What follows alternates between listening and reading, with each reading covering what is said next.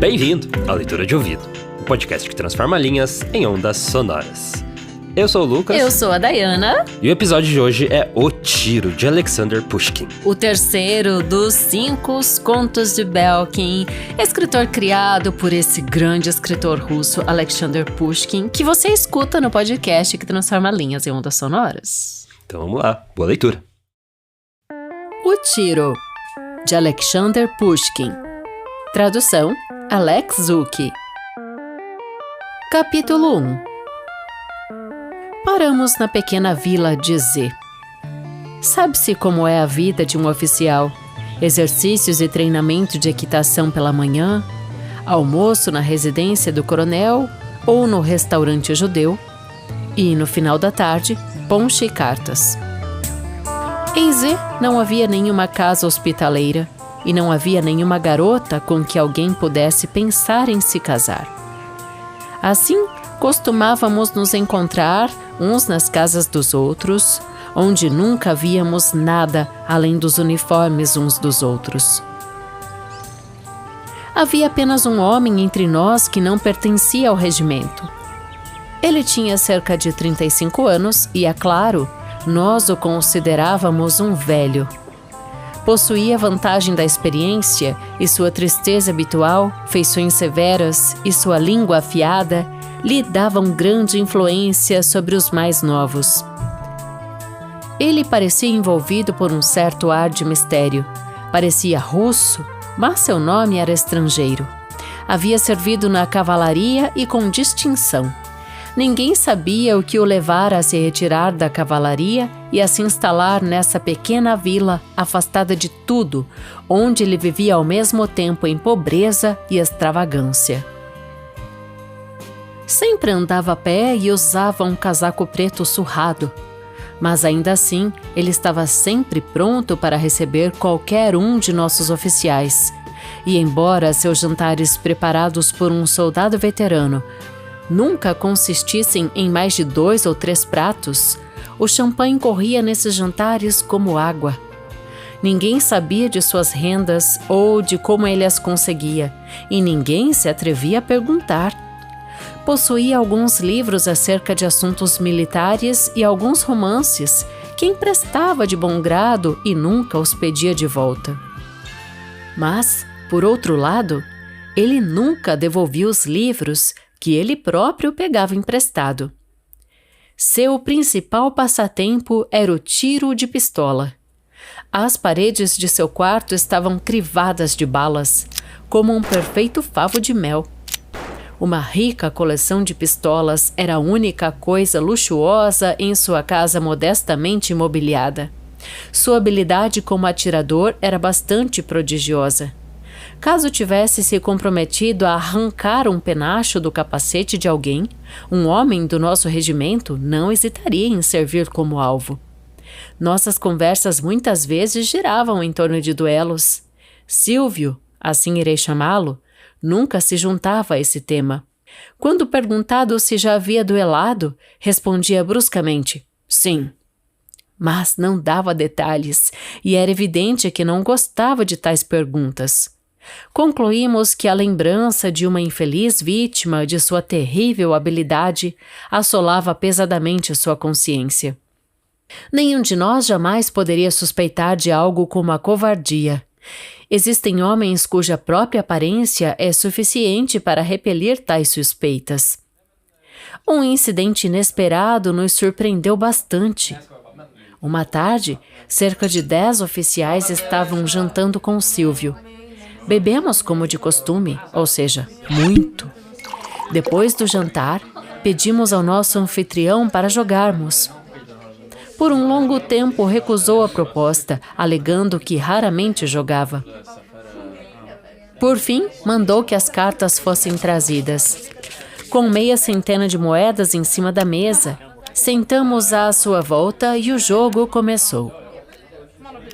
Silvio costumava manter-se quieto enquanto jogava. Ele nunca fazia perguntas nem dava quaisquer explicações. Se algum adversário cometesse um erro, Silvio, sem dizer uma palavra, restituía o que recebera a mais ou anotava o excesso recebido pelo outro. Conhecendo seu sistema, sempre o deixamos que o seguisse do jeito que quisesse. Mas entre nós, nessa ocasião, havia um oficial que havia sido transferido recentemente. Enquanto jogava, distraidamente, marcou a mais na pontuação. Silvio pegou o giz e corrigiu a pontuação à sua maneira. O oficial, supondo que o outro tivesse cometido um erro, começou a se explicar. Silvio continuou distribuindo as cartas em silêncio. O oficial, perdendo a paciência, pegou a escova e apagou o que achava que havia sido escrito a mais. Silvio pegou o giz e reproduziu sua primeira anotação. O oficial, aquecido pelo vinho e pelo jogo e irritado pelo riso dos demais, julgou-se ofendido e, num acesso de raiva, pegou um castiçal de bronze e jogou-o em Silvio, que conseguiu se desviar do objeto. Grande foi a nossa confusão. Silvio levantou-se, branco de raiva, e disse com os olhos iluminados: Senhor, tenha bondade de se retirar. E você deveria agradecer a Deus que isso aconteceu em minha própria casa. Não tínhamos a menor dúvida quanto às consequências e já considerávamos nosso novo camarada como um homem morto. O oficial se retirou dizendo que estava pronto para responder por sua ofensa da maneira que o outro desejasse. O jogo continuou por alguns minutos, mas sentindo que nosso anfitrião estava chateado, gradualmente paramos de jogar e nos dispersamos, cada um para seu próprio alojamento. No dia seguinte, no treino de equitação, já estávamos perguntando um ao outro se o jovem tenente ainda estava vivo, quando ele próprio apareceu entre nós. Fizemos a mesma pergunta para ele e fomos informados de que ainda não tivera notícias de Silvio. Ficamos espantados. Fomos à casa de Silvio e o encontramos no pátio, atirando bala sobre bala numa carta de ás que ele havia colado no portão. Recebeu-nos como sempre, mas não fez alusão ao que havia acontecido na noite anterior. 3 dias se passaram e o tenente ainda estava vivo. Será possível? Perguntamos uns aos outros, espantados. Que Silvio não irá lutar? Silvio não lutou. Ele aceitou um fraco pedido de desculpas e se reconciliou com o homem que o insultara. Essa atitude abalou muito sua reputação na opinião dos jovens, que, colocando a coragem acima de todas as outras virtudes humanas e considerando-a como uma desculpa para todos os vícios imagináveis, estavam prontos para ignorar qualquer coisa antes que a falta de coragem. No entanto, pouco a pouco, tudo foi esquecido e Silvio recuperou sua influência de outrora. Só eu não consegui renovar minha amizade com ele. Sendo naturalmente um romântico, sentira-me mais apegado que os outros por aquele homem cuja vida era um enigma e que me parecia um herói de uma história misteriosa. Ele gostava de mim e só comigo deixou cair seu tom sarcástico e conversava de maneira simples e agradável sobre muitos assuntos. Mas, depois daquela noite infeliz, o pensamento de que sua honra estaria manchada e que assim permaneceria por sua própria escolha nunca me abandonou. E essa ideia impedia qualquer tentativa de retomada de nossa antiga amizade. Eu tinha vergonha de olhar para ele. Silvio era muito inteligente e experiente para não perceber isso e adivinhar o motivo do meu afastamento. A situação parecia incomodá-lo, pois observei que durante 1 ou 2 vezes ele tentou sugerir uma explicação. Mas eu as evitei, e Silvio desistiu de procurá-las. A partir de então, só o encontrei na presença de outros amigos, e nossas conversas confidenciais chegaram ao fim. Os ocupados habitantes da capital não têm ideia das emoções experimentadas com tanta frequência pelos residentes do campo e das cidades do interior, como, por exemplo, a espera da chegada do correio. Às terças e sextas-feiras, o escritório de nosso regimento ficava lotado de oficiais. Alguns aguardavam dinheiro, outros cartas e outros jornais. As cartas eram abertas principalmente no próprio local e as notícias eram trocadas livremente, enquanto o escritório ficava muito animado. As cartas de Silvio costumavam ser endereçadas ao nosso regimento e ele geralmente vinha buscá-las. Em uma ocasião, uma carta lhe foi entregue, viu quebrar o selo e, com um olhar de grande impaciência, ler o conteúdo. Os olhos dele brilhavam. Os outros oficiais, cada um envolvido com suas próprias cartas, não notaram nada. Senhores, disse Silvio, há negócios que exigem a minha partida imediata. Partirei hoje à noite e espero que vocês não se recusem a jantar comigo pela última vez. Espero você também, acrescentou virando-se para mim. Não falte. Com essas palavras, saiu às pressas, enquanto o restante de nós combinamos de nos encontrar na casa de Silvio. Cheguei na casa de Silvio na hora marcada e encontrei quase todo o regimento com ele. Suas coisas já estavam empacotadas. Nada restava além das paredes nuas e marcadas por tiros. Nos sentamos à mesa. O anfitrião estava de excelente humor e sua vivacidade se comunicava com o resto de nós. Rolhas estalavam a cada momento. Garrafas efervescentes e copos espumavam incessantemente. E nós, com muita cordialidade, desejamos ao nosso amigo que partia uma viagem agradável e toda a felicidade. A noite já estava muito avançada quando nos levantamos da mesa. Durante a busca por chapéus, Silvio despediu-se de todos. Então, me segurando pelo braço quando eu estava prestes a sair, ele disse em voz baixa: Eu quero falar com você. Fiquei. Os convidados foram embora e fomos deixados sozinhos. Sentados um em frente ao outro, acendemos nossos cachimbos. Silvio estava muito agitado. Nenhum vestígio de sua antiga alegria ainda restava. Mortalmente pálido, com olhos brilhantes e uma fumaça espessa saindo de sua boca, ele parecia um demônio. Vários minutos se passaram antes que ele quebrasse o silêncio. Talvez nunca mais nos encontremos, disse ele. Antes de me despedir, quero trocar algumas palavras com você. Você pode ter notado que pouco me importo com a opinião dos outros. Mas eu gosto de você e lamento deixá-lo com uma impressão errada. Ele fez uma pausa e começou a reencher o cachimbo. Olhei para baixo e fiquei em silêncio. Você achou estranho, continuou ele, que eu não houvesse pedido satisfação àquele maníaco bêbado. Você há de convir, no entanto, que eu, tendo direito à escolha de armas, tinha a vida dele mais ou menos em minhas mãos. Eu poderia atribuir minha tolerância à generosidade, mas não vou enganá-lo. Se eu pudesse castigá-lo sem o menor risco para mim mesmo, sem o menor perigo para minha própria vida, então de maneira alguma eu teria perdoado. Olhei para Silvio com surpresa. Essa confissão me chateou completamente. Silvio continuou. É isso mesmo. Eu não tinha o direito de pôr em risco a minha vida. 6 anos atrás recebi um tapa na face e meu inimigo ainda vive. Minha curiosidade foi muito excitada. Você não lutou com ele? Perguntei. Circunstâncias impediram o encontro? Eu lutei com ele, respondeu Silvio. E aqui está uma lembrança do nosso duelo. Ele se levantou e tirou de uma caixa de papelão um gorro vermelho com uma borla e amarra douradas. O gorro estava atravessado por uma bala alguns centímetros acima da fronte. Você conhece muito bem o meu caráter.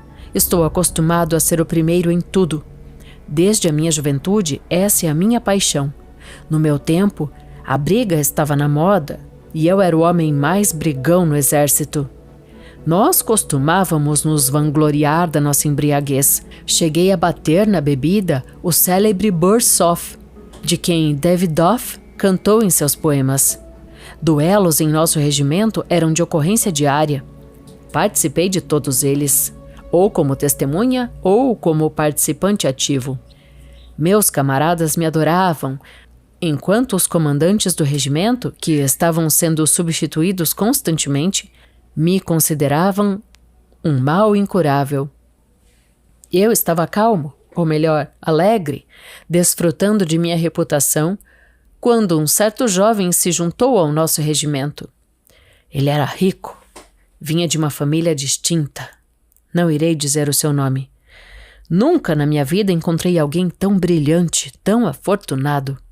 Jovem, inteligente, bonito, com a alegria mais louca, a coragem mais imprudente, com um nome conhecido, possuindo tanto dinheiro que nem sabia a quantia, mas que era inesgotável. Você pode imaginar o efeito que ele produziu entre nós. Minha liderança foi abalada.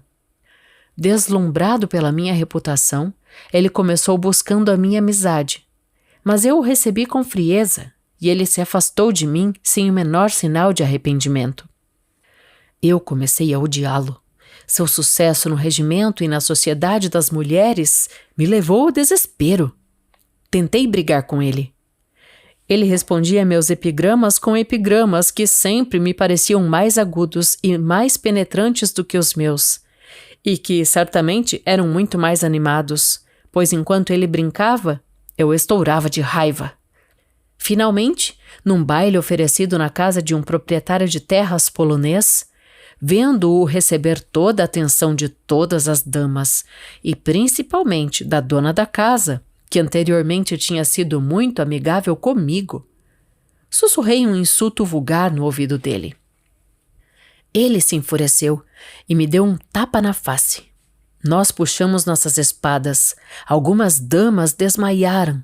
Fomos separados, e na mesma noite devíamos encontrar-nos para um duelo.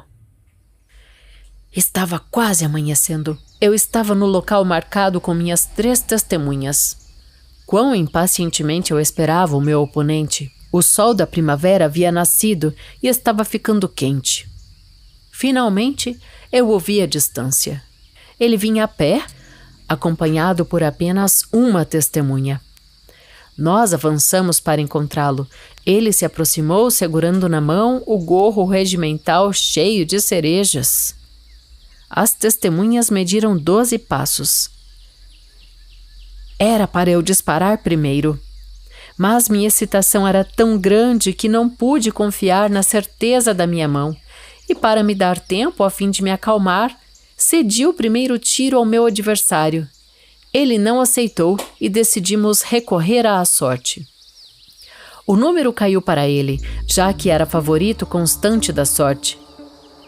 Ele mirou, colocou uma bala no meu gorro. Agora era a minha vez. Finalmente a vida dele estava em minhas mãos. Olhei para ele ansiosamente, tentando detectar se havia uma leve sombra de inquietação. Ele estava diante da minha pistola, tirando as cerejas maduras do gorro e cuspindo os caroços, sendo que alguns deles caíram perto de mim. Sua indiferença me enfureceu. Qual é a importância, pensei eu, de privá-lo da vida, quando ele não lhe atribui nenhum valor? Quando esse pensamento perverso passou pelo meu cérebro, baixei a pistola. Você não parece estar pronto para a morte, eu disse. Você está tomando seu café da manhã e não quero incomodá-lo. Você não me incomoda nem um pouco, respondeu ele. Tenha a bondade de disparar, ou não atire se preferir.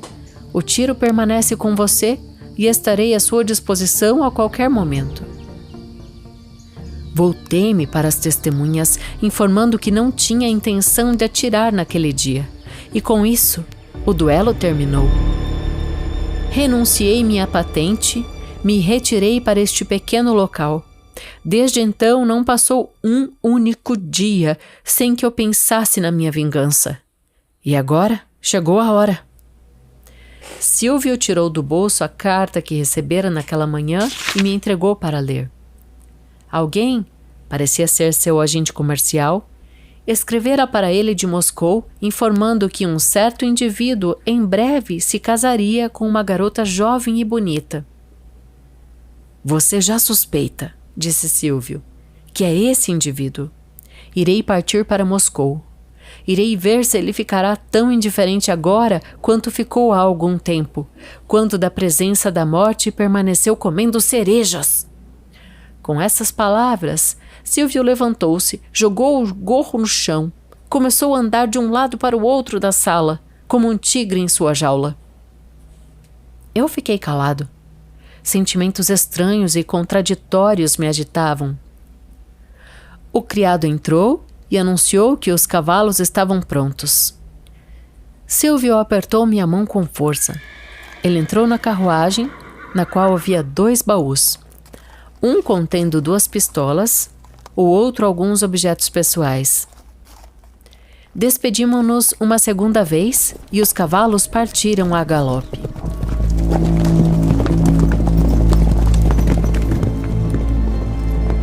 Capítulo 2.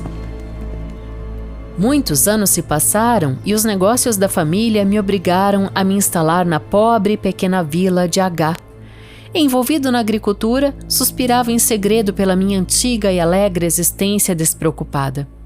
O mais difícil de tudo é que passava em solidão as noites de primavera e inverno.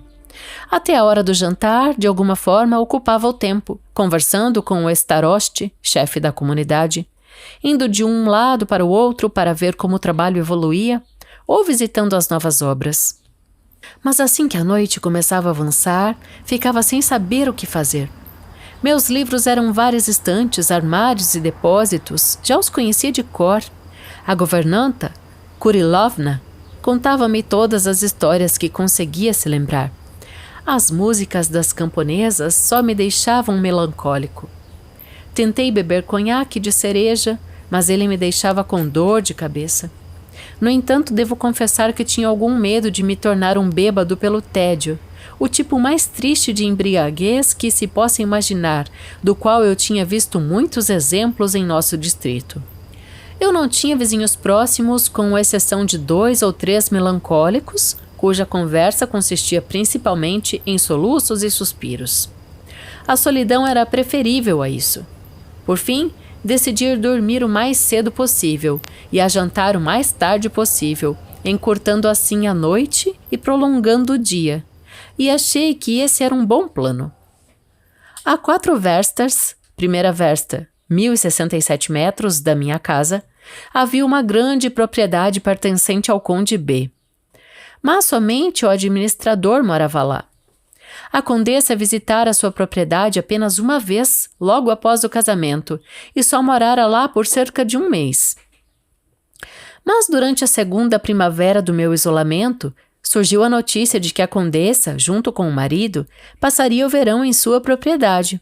Eles chegaram no início de junho. A chegada de um vizinho rico é um evento importante para os moradores do campo. Os proprietários de terras e a criadagem da sua casa conversam sobre o assunto por uns 2 meses antes e 3 anos depois. No que me dizia respeito, devo confessar que a notícia da chegada de uma jovem e bela vizinha me afetou intensamente. Ardia de impaciência para vê-la. E no primeiro domingo após sua chegada, parti para a vila a fim de me apresentar ao conde e à condessa como seu vizinho próximo e servo humilde. O lacaio me levou ao escritório do conde enquanto o informava da minha chegada. O espaçoso quarto era decorado da maneira mais luxuosa. Contra as paredes, estantes bem decoradas com livros e encimadas por bustos de bronze. Sobre a lareira de mármore havia um grande espelho. O chão era coberto de estofo verde, sobre o qual havia tapetes espalhados. Tendo-me desacostumado ao luxo em meu cantinho pobre e sem ter visto a riqueza de outras pessoas por um longo tempo, fiquei impressionado. E aguardei o conde com um pouco de medo, assim como um peticionário das províncias aguarda em uma antessala a chegada do ministro. As portas se abriram e um homem com cerca de 32 anos, de boa aparência, entrou no escritório. O conde se aproximou de mim com um olhar franco e amigável. Tentei retomar a coragem e comecei a me apresentar, mas ele se antecipou a mim. Nos sentamos. Sua conversa simples e agradável logo dissipou minha timidez nervosa.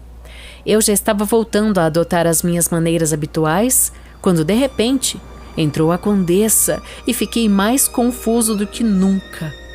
Ela era de fato linda. O conde me apresentou. Eu estava ansioso para parecer à vontade, mas quanto mais tentava assumir um ar desembaraçado, mais desajeitado sentia que estava me tornando. O casal, a fim de me dar tempo para me recuperar e me acostumar com os meus novos conhecidos, puseram-se a conversar um com o outro, tratando-me como um bom vizinho, sem cerimônias. Enquanto isso, eu andava pela sala, examinando os livros e quadros. Não sou um conhecedor de quadros, mas um deles em particular atraiu a minha atenção. Representava alguma paisagem na Suíça.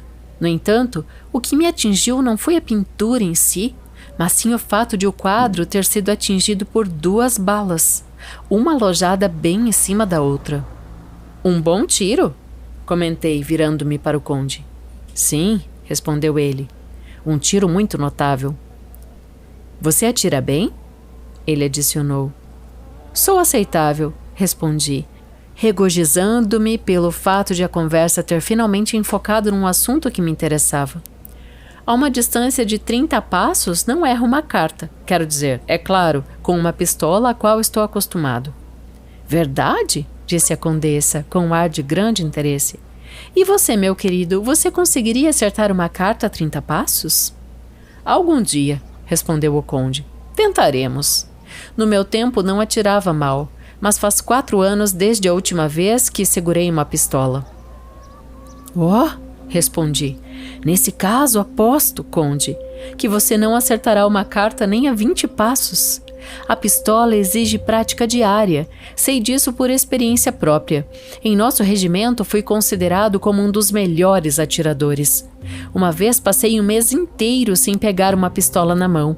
Enviara a minha para um armeiro. Bem, o que você acha, conde? Quando comecei novamente a atirar, errei 4 vezes seguidas uma garrafa a 20 passos. O capitão da nossa companhia, que era um homem espirituoso, estava presente, e ele me disse: Sua mão, meu amigo, se recusa a fazer mal a uma garrafa. Não, conde, você não deve negligenciar a prática, ou em breve perderá toda a habilidade. O melhor atirador que eu já conheci costumava atirar todos os dias, pelo menos 3 vezes antes do almoço. Para ele, isso se tornara um hábito, como um copo de vodka. O conde e a condessa pareciam satisfeitos por eu ter começado a conversar. E que tipo de atirador ele era? Perguntou o conde. Esse tipo, conde? Se ele visse uma mosca pousar na parede? Está rindo, condessa? Mas garanto que é um fato. Quando ele viu uma mosca, dizia: Cusca, minha pistola. Cusca trazia para ele a pistola carregada. Uma rachadura e a mosca estava esmagada contra a parede. Isso é surpreendente, disse o conde. E qual era o nome dele? Silvio era o nome dele. Silvio! Exclamou o conde, levantando-se do seu lugar. Você conheceu Silvio? Como poderia ter deixado de conhecê-lo? Nós éramos camaradas. Ele era recebido em nosso regimento como um irmão oficial. Já se passaram 5 anos desde a última vez que eu tive notícias dele. Então você, conde, também o conhecia? Eu o conhecia muito bem. Ele nunca lhe contou sobre um incidente extraordinário em sua vida? Você quer dizer o tapa no rosto, conde, que ele recebeu de um canalha durante um baile? Ele não te disse o nome desse canalha? Não, conde, ele não disse. Perdoe-me. Acrescentei, adivinhando a verdade. Perdoe-me, eu não sabia.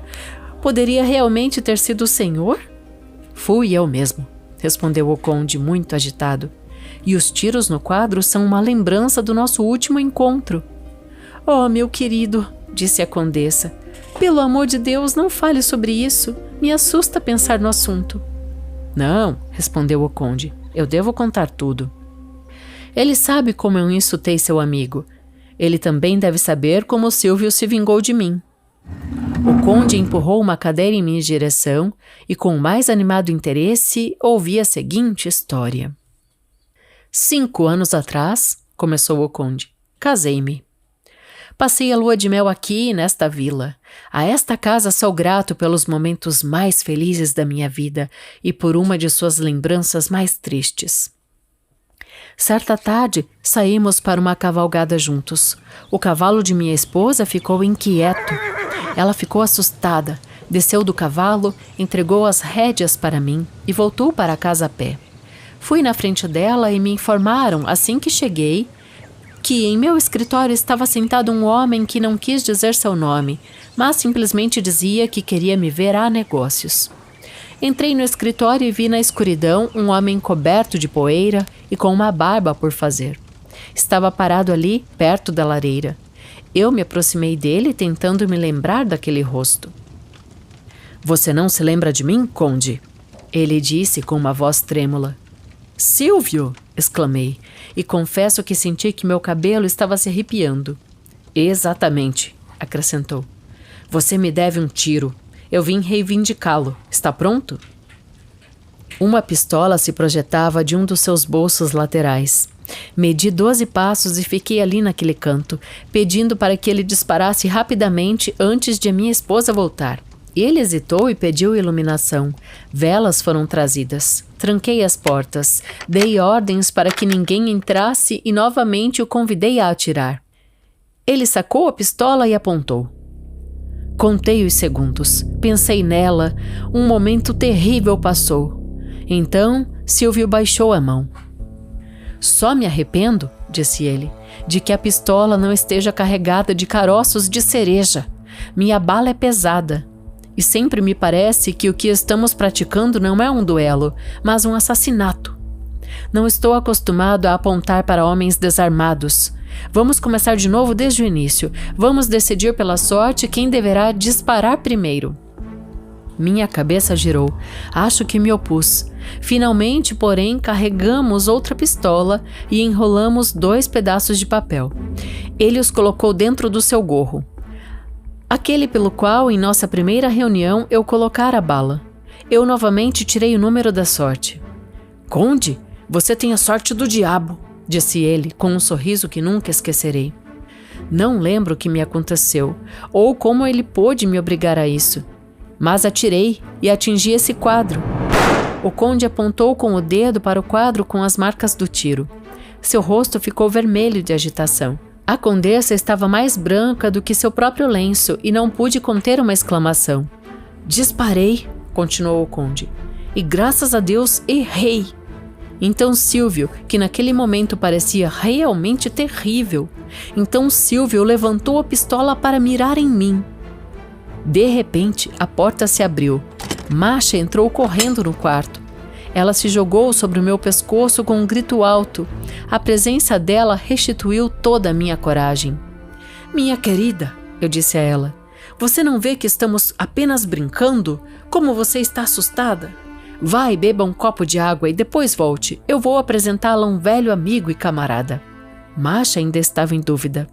Diga-me, meu marido está falando a verdade? Ela perguntou, virando-se para o terrível Silvio. É verdade que vocês estão apenas brincando? Ele está sempre brincando, condessa, respondeu Silvio. Certa vez, por brincadeira, me deu um tapa na face. Outra vez, por brincadeira, ele colocou uma bala neste gorro enquanto eu o usava. Agora mesmo, brincando, ele também errou ao atirar. Mas sou eu agora que tenho vontade de brincar. Com essas palavras, ele levantou a pistola como se fosse atirar em mim diante dos olhos dela. Masha se jogou aos pés dele.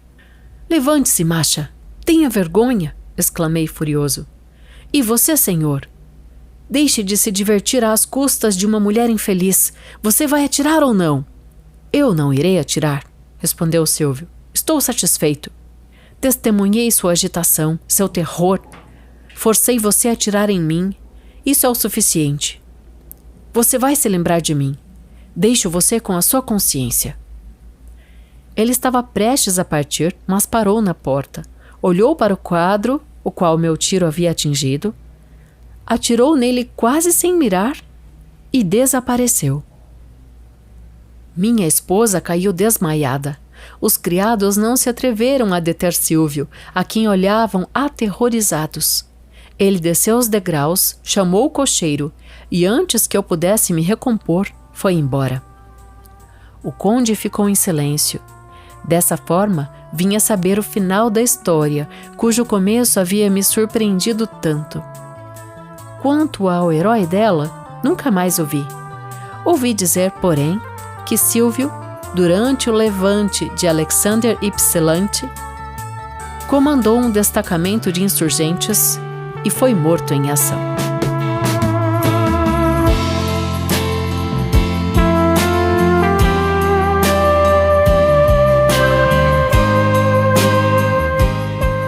E esse foi O Tiro, de Alexander Pushkin. Uma história onde a honra está acima de tudo. A gente pode ver que o homem, inclusive, constrói sua vida baseado nela, né? E esse desfecho que a gente acaba de ouvir tem também relação com a honra, né? Da forma como ele sempre gostou de estar. É feio você pedir perdão, você aceitar o perdão, né, de alguém. Quando ele teve essa oportunidade, ele ficou com vergonha de ter perdoado, né? Que é muito estranho. E daí tem Você Me Deve um Tiro. Eu até coloco aqui na descrição desse episódio, né? Se você entrou para escutar a gente aqui depois de ler a descrição, você vai ver que com o que a gente traz aqui nessa história e mais o que a gente vai conversar, você vai compreender o significado de Você Me Deve um Tiro. E isso remonta, na verdade, Lucas, é uma prática muito, muito antiga, e a gente tem, esse texto se passa ainda no que é considerado a era dourada do duelo, né?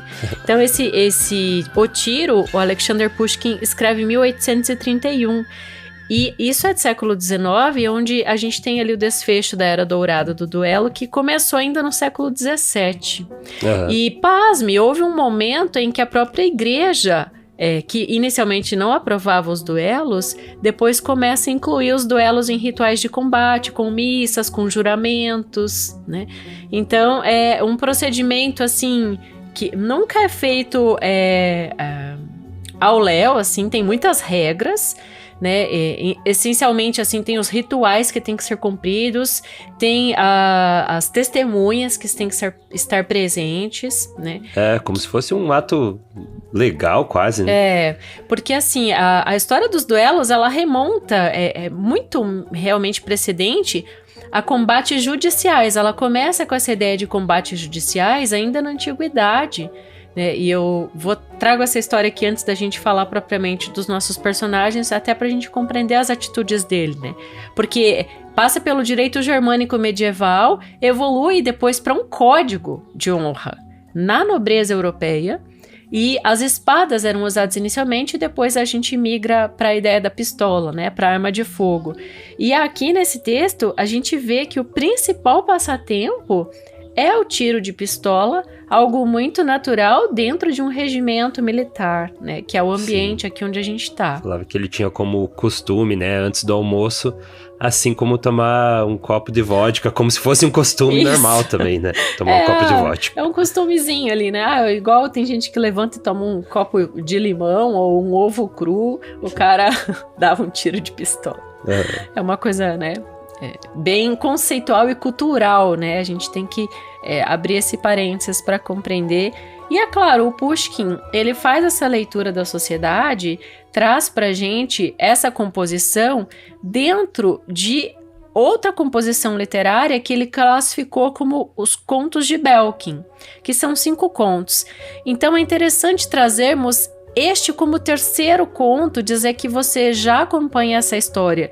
Em A Tempestade de Neve, a gente fez uma explicação grande em relação à história russa, porque é um dos que compõem. Deixa eu falar os 5, porque que a gente daí já fez do já Pushkin. fica claro, né? Esse é o terceiro, então. Tem A Tempestade de Neve, que a gente fez. O Fabricante de Caixões, que é o último antes desse episódio de hoje. Daí hoje a gente traz, então, O Tiro. Para completar, são mais 2 que a gente, claro, vai chegar nesse momento aqui no podcast. O Chefe da Estação e a Sinhazinha. E além desses 2, né, que estão dentro dessa, dá pra dizer, coletânea aí de contos, teve o Agente do Correio, né, também. O Agente do Correio, teve a Dama de Espadas. Que não fazem parte aí dessa... Dos contos de Belkin, mas que estão aqui no podcast. Também estão aí. Que o Agente do Correio também trata, né, de algo que foi tratado aqui, né, que é fama, assim, dos Correios, né? Isso, que tá era dentro ponto desse de conto, né? e tudo mais. É bem importante você rememorar isso, porque esse momento aqui é um momento de virada, de entrada de conflito no regimento, né, do personagem. Que a gente tem um narrador que é inominado, que é esse jovem oficial, que é muito amigo do Silvio. Então, são os dois principais, né, da história, porque vão levando os acontecimentos.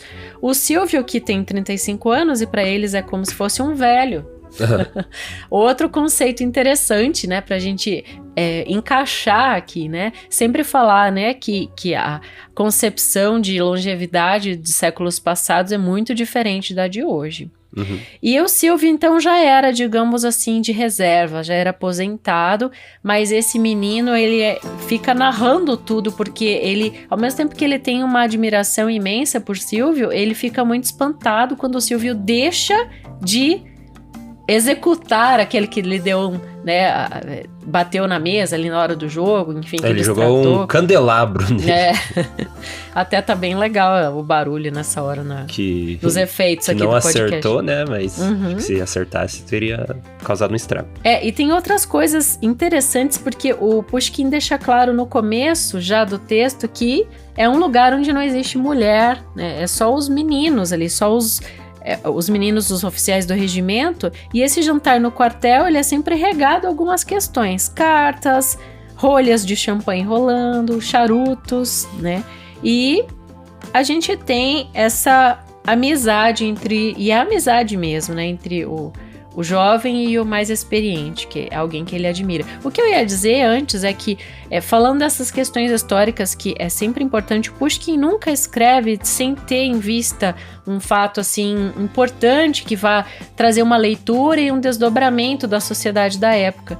Então, lá em A Tempestade de Neve, a gente tem a Grande Guerra Patriótica de 1812, com toda aquela campanha, né, importante, que a gente vê aqueles soldados que sofreram muita fome e tal, quando a França estava invadindo a Rússia, mas os soldados franceses também totalmente sem nada, sem comida, sem roupa, passando frio, né? Então a gente tem muita informação histórica lá. Mas ainda falando de duelo, dessa evolução, assim, quando ele realmente, a prática era inicialmente para resolver disputas legais. A vitória era vista como um julgamento divino. Então, foi Deus que decidiu quem que ia viver e quem que ia morrer, né? E isso remonta aos bárbaros germânicos pagãos, mas era Deus que decidia. Então, olha quanta incongruência numa situação histórica só, né? E tem as leis dos burgúndios, que é no século ainda VI. Isso falando dos germânicos aqui, né? Daí depois entra a questão da Igreja Católica, que primeiro não aprovava aprovar. Aí a gente entra na Era Dourada do duelo, que é onde a gente tá nesse momento. Nobreza, classes altas. O duelo era um rito que era ligado à honra. A prática era arriscar a vida para restaurar a minha honra se eu for ofendido. E a gente não pode deixar de lembrar aqui que isso acontece exatamente em Johann, de Álvares de Azevedo, capítulo 6 de Noite na Taverna, onde a gente já tão bem explicou aqui, não só no episódio solitário de Johann, como quando a gente fez o livro todo e fez todas as análises. Mas aqui a gente tem bem de levezinho, né, Lucas, um alívio cômico que o Pushkin coloca, que são as cerejas dentro de um gorro. Né, isso até me lembra uma coisa meio gnomesca, né, como se fosse um gnomo mesmo. Mas o rico aqui, então, né, esse menino que entra na história, e dizer que esse conto tem 2 capítulos. O capítulo 1 se passa na vila de Z e o capítulo 2 na vila de H. Entre esses 2 momentos tem 5 anos de diferença. E o capítulo 1 termina com a viagem de Silvio após revelar o mistério da sua vida para o jovem narrador. E é o jovem narrador que continua no capítulo 2 ao ter um encontro com esse. E a gente vai descobrir que vem a ser esse mesmo rico que lá no passado teve essa questão de honra não resolvida com o Silvio. Né? Que é a revelação aí do conto. O Conde B. Então, pra gente refletir sobre tudo isso, né? Que é um recorte temporal de uma prática social. Né? E pode terminar. Não, onde acontecia em local e horários marcados, com regras estritas, com testemunhas. Claro, isso falando do duelo de modo geral, como um código de honra. Mas aqui, apesar da honra também estar em jogo, era um ambiente natural, comum e corrente para esses homens, né? Fazerem uso da arma, porque eles já eram militares, já eram oficiais. Né? Sim. É verdade. Era, de certa forma, comum para a condição deles, né? Não, na França e na Alemanha no século XIX, era o que acontecia, era muito popular.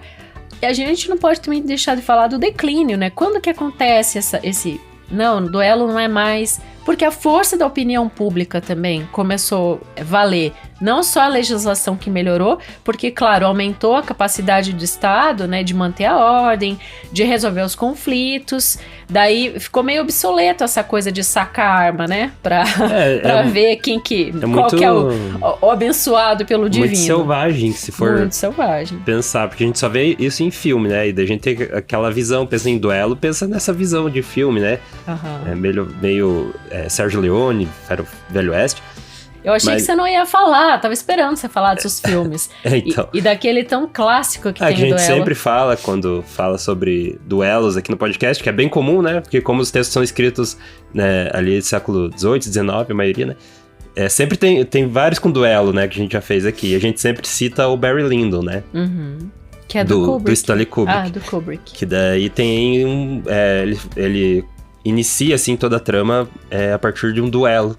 Mas eu tava falando que é curioso tentar entender como é que isso funcionava na prática, né? Porque basicamente é duas pessoas que sacam a arma e um atira no outro combinado. Tipo, é uma luta combinada ali entre os dois, né? E um não pode atirar antes do outro, enfim, tá, mas quem que vai seguir a risca? Porque é a tua vida que tá em jogo, né? Uhum. Isso dificilmente funcionaria. Então é estranho imaginar como que isso funcionaria fora dessa visão romântica que a gente tem dos filmes, né? Uhum. E o outro que a gente trouxe, né? Tem Johann, né? Johann. Que tem um duelo. E enfim, tem outros textos aqui no podcast que tem esse duelo, bem como é descrito aqui. A própria vida do Pushkin, que a gente já explicou, né? Ele morre em decorrência de um duelo. Sim, ele não chega a morrer, né? E por causa de uma Não chega a morrer na hora, ele fica mas 10 dias isso, agonizando. Ele fica doente. Né? Mas sobre a proibição, quando ele é proibido, ele continua sendo feito de forma clandestina. E quem duelasse podia ser preso, né? Porque daí a coisa foi evoluindo, as leis evoluem mas o último duelo na França, Lucas, foi em 1967. Muito! Eu tava tentando imaginar, porque tem aquilo da guilhotina, né? Que foi em 77. Isso, que foi o último em 77, então é muito, muito louco imaginar. Sim, é louco porque, tipo, é muito recente, né? Parece que foi ontem de tardezinha e essas barbáries ainda estavam acontecendo. É verdade.